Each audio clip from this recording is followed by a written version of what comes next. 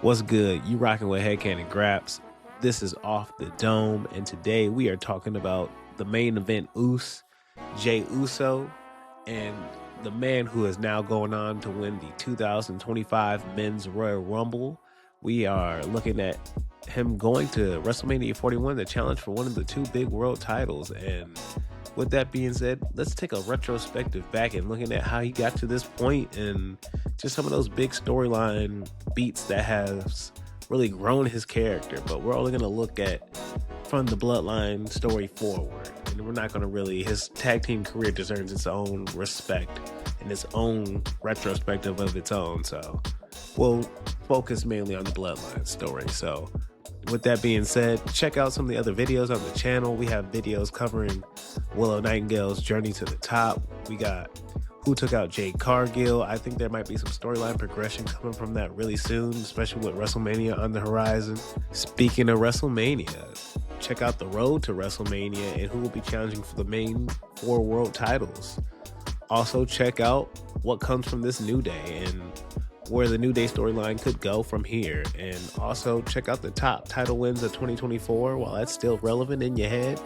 But you also get my top title want to 2025 and the real title wins I want to see out of this year. So check out those videos, but enough about that. Let's get started with the video.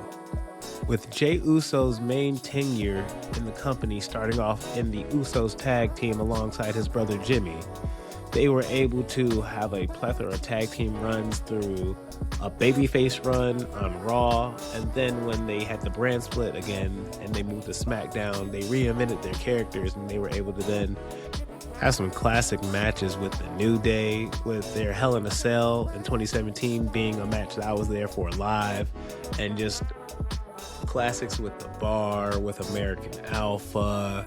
They would go on to have some goofy matches with Shane and Miz.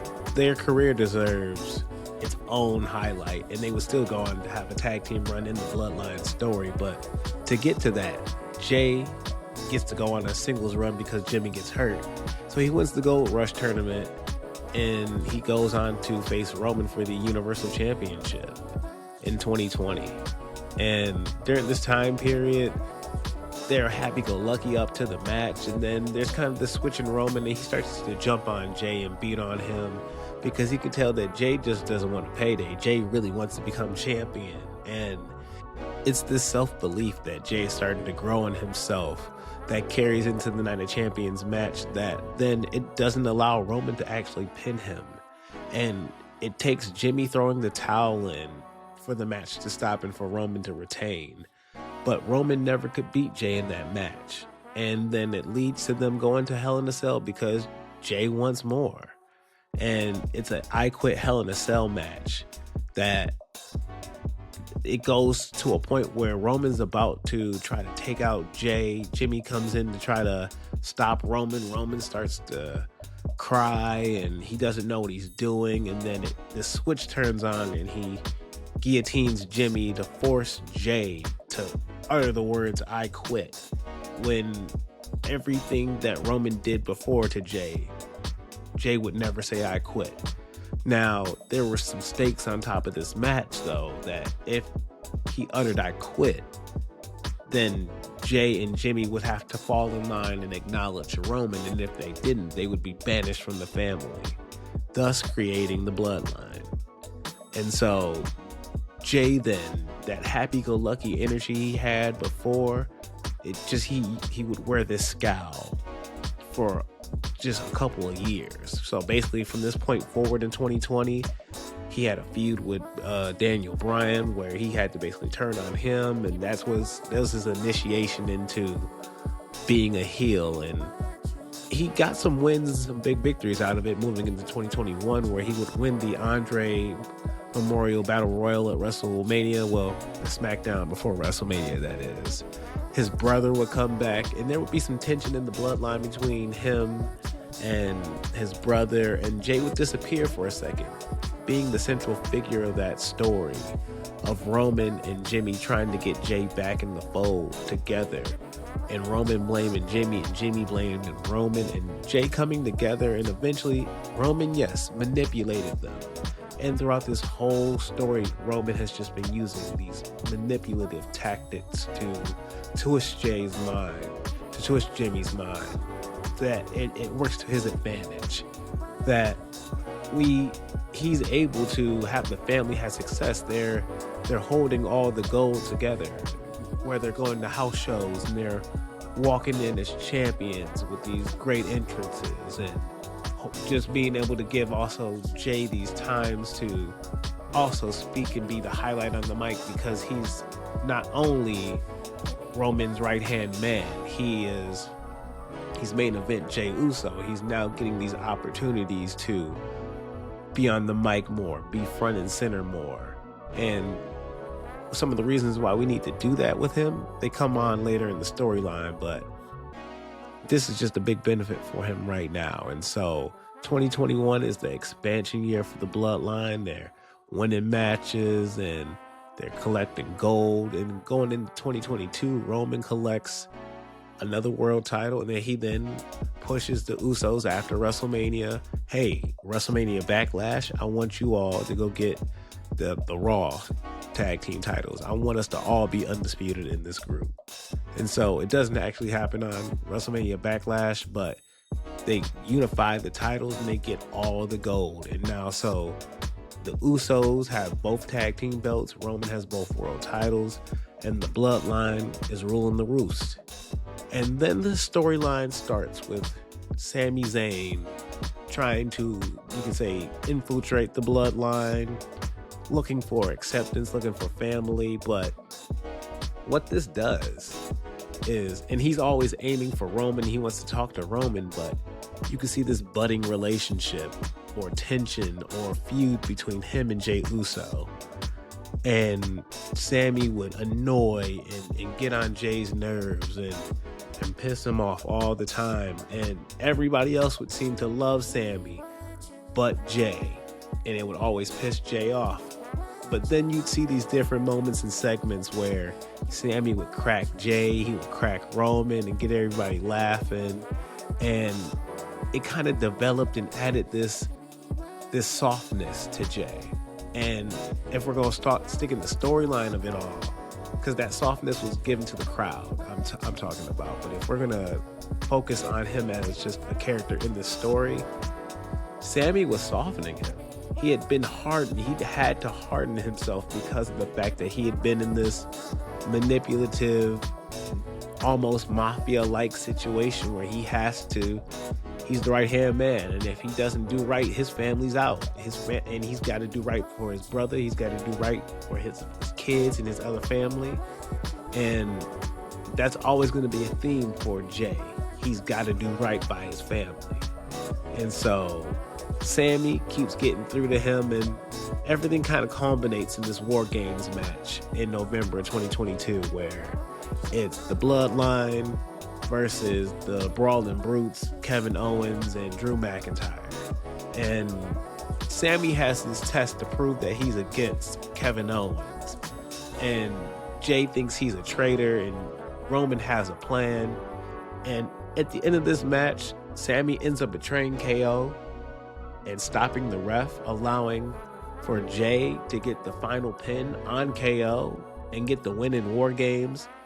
And then you see this embrace. Jey finally, it's this big bulk of emotion that Jey has, and he then hugs Sami. And this is one of the first people outside of his own family in years that he's really been able to embrace and just have some type of relationship with and trust with. And that carries forth that they start to have this brotherly bond where they're happy together. They got the handshake and whatnot. During the trial of Sami Uso, Sami's about to be assassinated. Jey is the main one to step up, to cut the biggest promo, get the crowd riled up, going. Talking about, you bulletproof, Us. You my blood, man. And with that, you see Jey, that shy guy who was kind of the background character, where Jimmy had Total Divas and whatnot. You could see a lot of his character coming out. This was the vehicle for Jey to get his character out. And you could see it coming more and more throughout the character pieces they were building through with him. And this would all lead up to the Royal Rumble.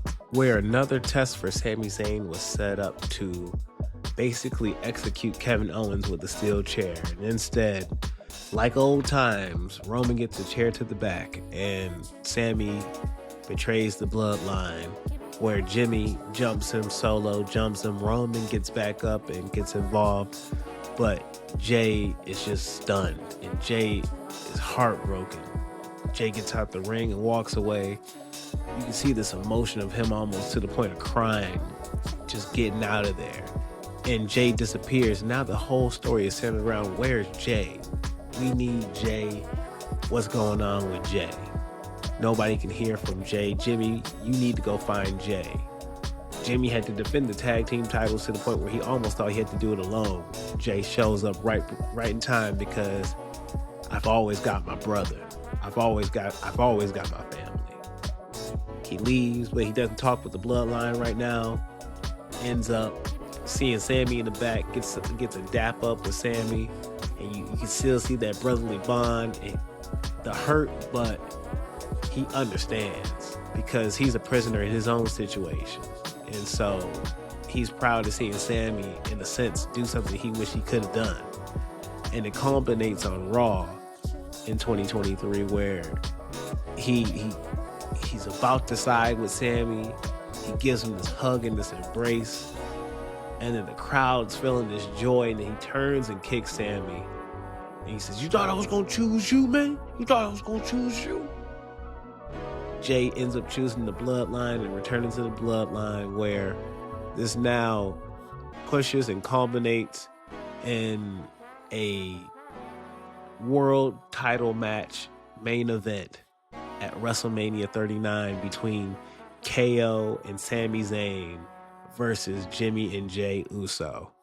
Now, prior to that match, they showed up at Mania that year, and during that time period, Jey talked about, yo man, just wait, we got so much more, y'all don't even understand, we got so much more to the story. It blows my mind now thinking back to that speech on that stage and how much of the story has shifted and changed from that moment. And watching Jey grow from this angry, hurt person that was thrown into this twisted situation to developing a friendship, to then losing that friendship, and us watching and following that all on air, you could see his heartbreak and the twistedness that I got to do this for my family or else they lose out. I can't be selfish. I love to choose you, Sami, but I can't be selfish.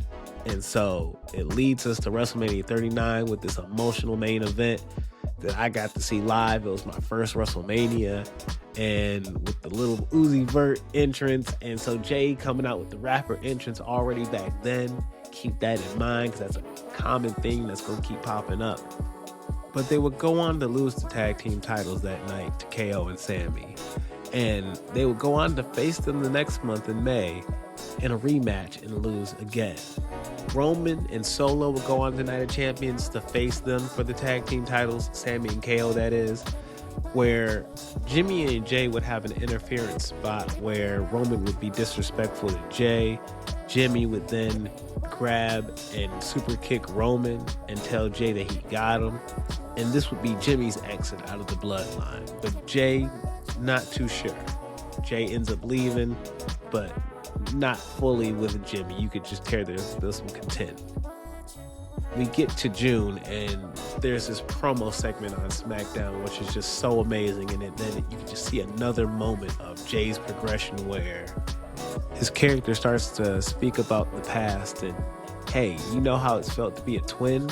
And I'm the twin behind you. I've always lived in your shadow, Jimmy. Like, I've always been behind you, man. Like, you've been the prom king. Everybody's expected the most out of you, and nobody's really expected anything out of me. And so, but now the wise man and Roman, they expect something out of me. And they made me the right-hand man in 2020. And now they talking about I'm next up, and I'm going to be the next tribal chief. And so, you out. But I'm out too. And then he super kicks Roman.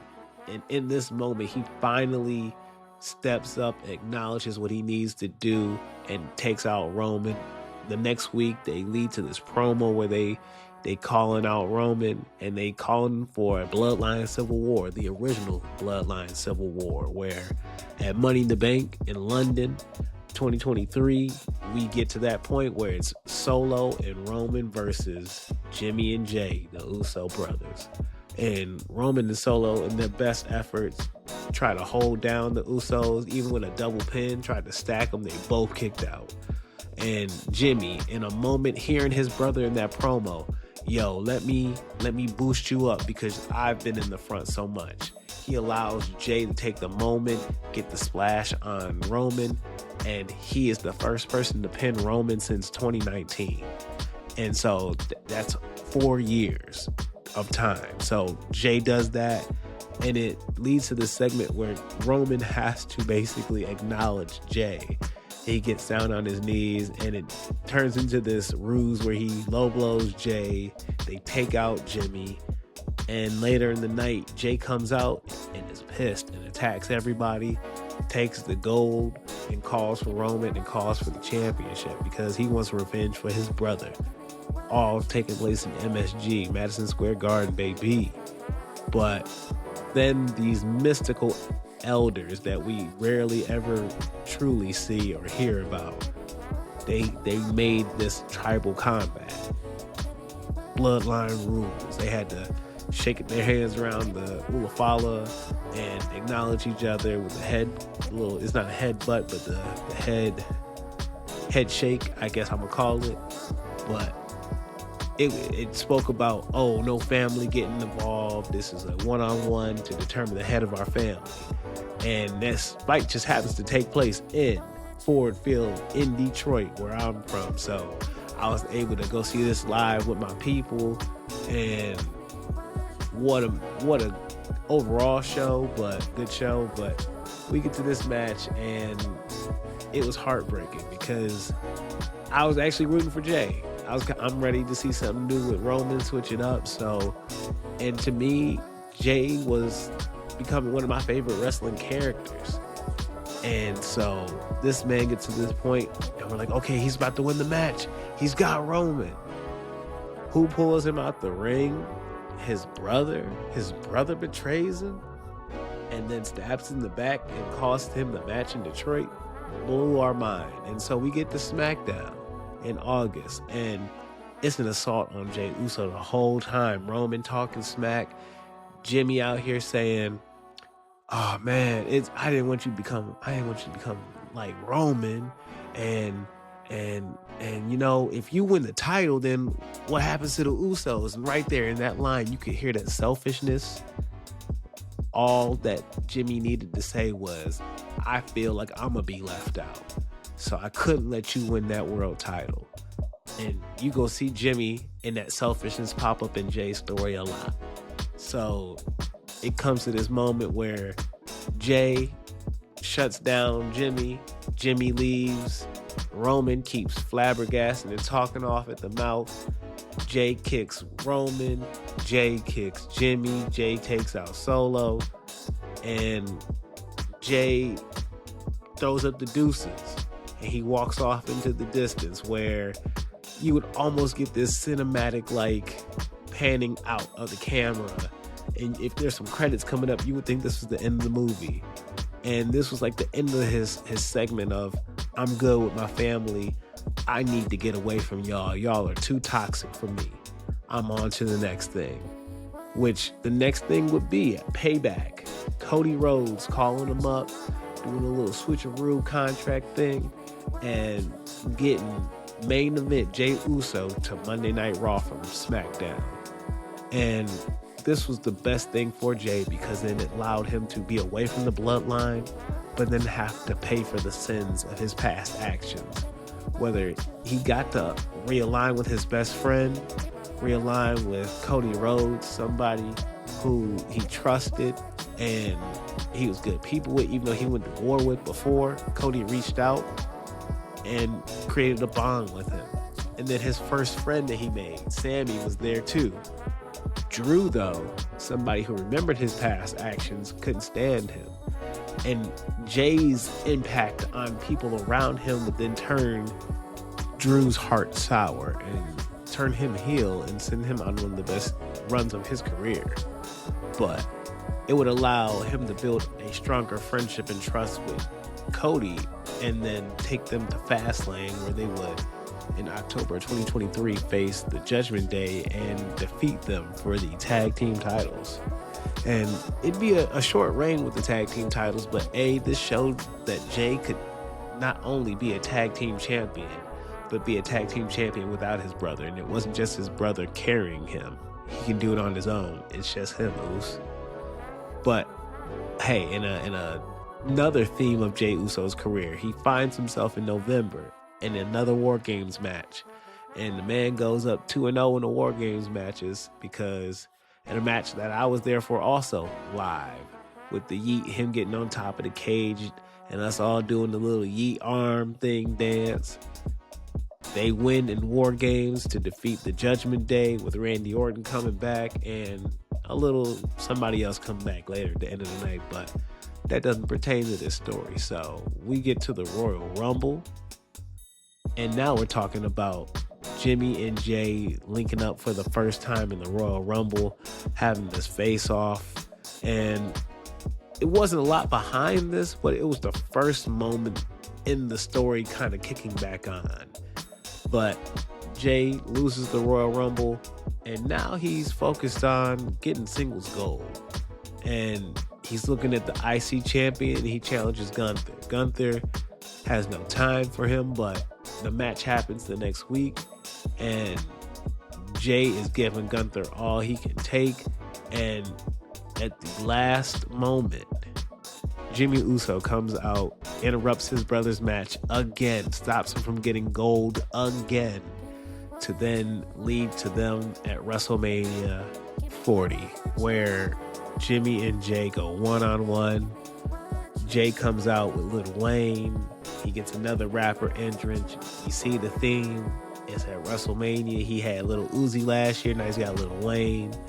Who's he going to have at WrestleMania 41? Who knows? We leading up to that. It might be Travis Scott again, but we going to get to that. But he beats his brother. It's a cool match. It's okay. It's not a good match, but it happens.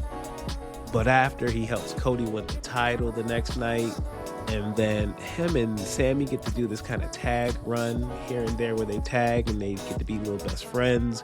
And Jey builds up some wins, where he then challenges Damian Priest at Backlash France. And though he won't win this world title match, the entrance to this match is amazing and phenomenal. And it kind of reinvigorates his character and gives it new life after WrestleMania. And he loses this match due to interference from the Judgment Day, so not a clean loss, but once again, he keeps getting closer, he keeps getting these opportunities, and he keeps scratching and clawing and learning and evolving. And so he wants more singles opportunities and chances. This takes him to go into the King of the Ring tournament, where he goes in there, and though Judgment Day interfered with him in the world title match, he gets a lick in against Finn Balor in the first round and eliminates Finn Balor. He goes on to beat Ilya Dragunov in the second round, which was a shocking upset, and you can tell the internet was upset. But then he loses to Gunther. Him and Gunther link up one more time, and Jey's excited to be able to get that match back, to get that fade back with Gunther. But Gunther puts him to sleep with a sleeper hold. And so the first time Gunther beats him is an interference from Jimmy. Second time he gets him with a sleeper. He couldn't pin him. So then keep that in mind for later on. But then during the summertime, we got him in July qualifying for Money in the Bank, and we get to see him live in Money in the Bank, come out and have a fun ladder match for the briefcase he doesn't win.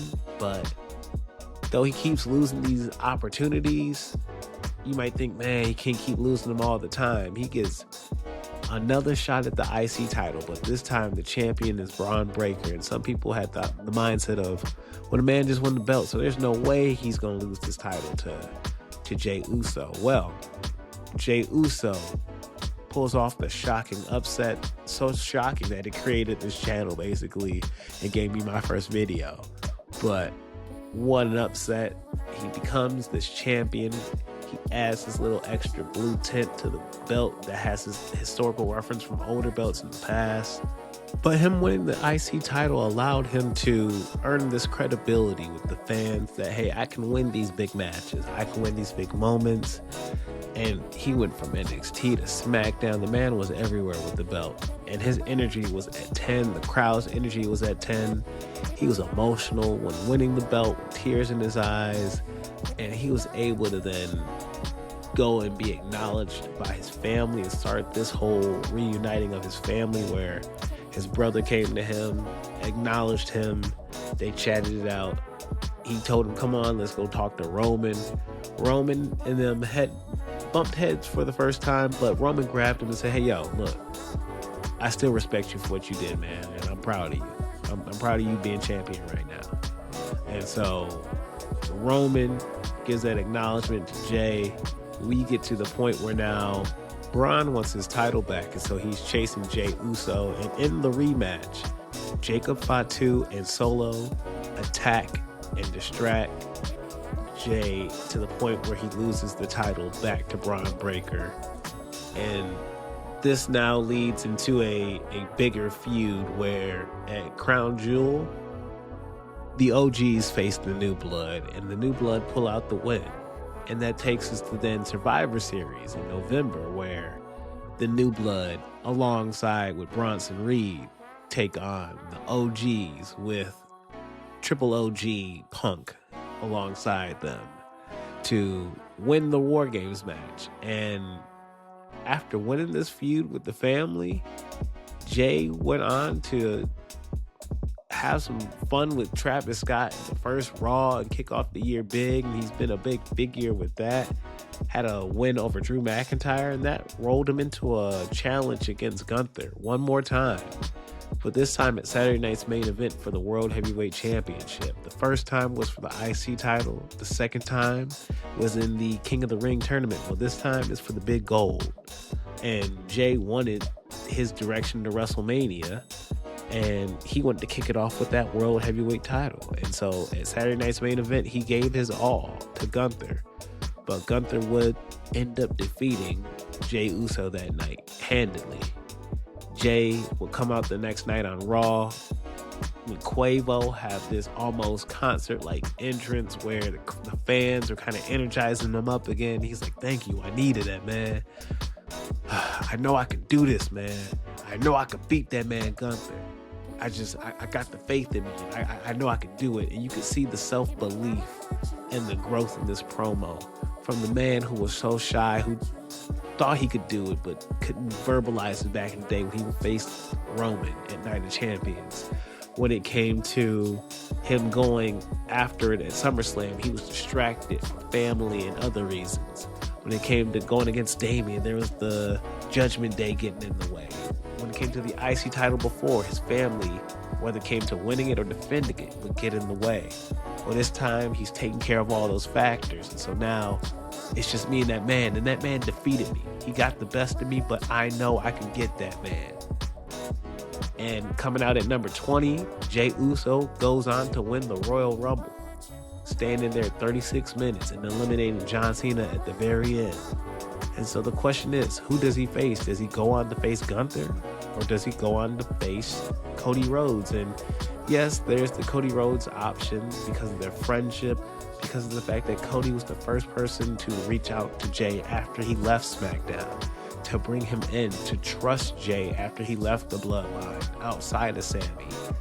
There's that respect in them being able to have that opportunity. And tonight on SmackDown on February 8th, they talked about, oh yeah, we could be friends facing each other, or we could be friends standing alongside each other with the World Heavyweight title on your shoulders and me defending my title and my story ending at WrestleMania by having a crown jewel year with my belt. Well, we'll see about that, but I do lean towards the World Heavyweight story. And because of the fact that Gunther on Monday stated, hey, I'm gonna beat you down, and it's gonna be hell if you choose me. Well, that hell to me initiates Jey Uso into the true official main event scene of WWE. And throughout this whole month, it'll make him a stronger character going through that story with Gunther, building him up into that main event scene. Like I said, that initiation into it. Well, then he has that big moment, winning the World Heavyweight title at WrestleMania, defeating Gunther, having this acknowledgement by Cody coming out, and they get to celebrate with the belts like WrestleMania 20. Sammy's out there, they're celebrating him the same way everybody came out for Cody last year. People are going to come out for Jey this year. But I think we hold off on Roman. Jimmy will be there. All those other people will be there. Roman comes out the next night on Raw. And I think one thing that was brought up in the story earlier on when they were reuniting the bloodline that I kind of glossed over, Roman never apologized to Jey for all the harm and all the nonsense and the hell he put him through. So on this Raw, as the crowd, just like after he won the Royal Rumble, chanted for him, I'm sure the same is going to happen when he gets that World Heavyweight title. Roman comes out, apologizes, have a true heartfelt moment with Jey. I wouldn't even put it past him to put the hula fala around Jey's neck and to give him a genuine hug and to truly acknowledge Jey as somebody who has reached the next level. And I think that would be the beautiful crescendo, the end game to this story, where then we move on to the next chapters of how we evolve Jey and the bloodline and whatnot, and him being a now central focus as a main eventer, maybe going up against a Jacob Fatu with the World Heavyweight title on the line.